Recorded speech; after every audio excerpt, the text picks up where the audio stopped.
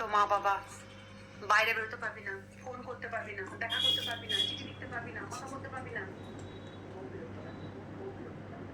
মনে হতো এরা শত্রু, এরা বাবা মা নয়, এরা সত্যি করে শত্রু বটে।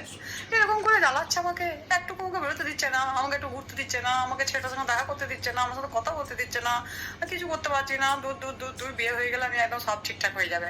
বিয়েটা আমার হোক, এই সালা শত্রু বটে, পুরো শত্রু। এ একদম বাবা মা, নিজের বাবা মা নয়। পর পর পুরো পর আমার জীবনটা পুরো হ্যাক করে দিল, হ্যাকেল করে দিল। আমার ভালো লাগছে না।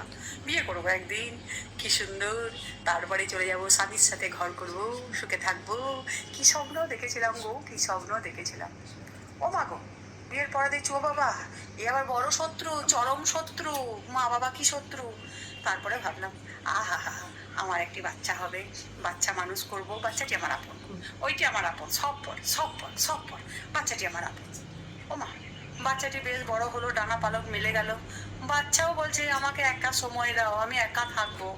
সব সময় তোমার সঙ্গে ঘুরতে আমার ভালো লাগে না, সব সময় তোমার সাথে থাকতে ভালো লাগে না, তোমার সাথে গল্প করতে ভালো লাগে না। ওই না, ছেলেও বড় হয়ে গেল, ছেলেও মাকে ছাড়ছে।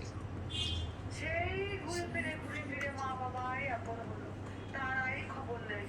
কি করছিস, খেয়েছিস, ঘুমিয়েছিস, কি করছিস, কোথায় যাচ্ছিস, এখন কি করছিস।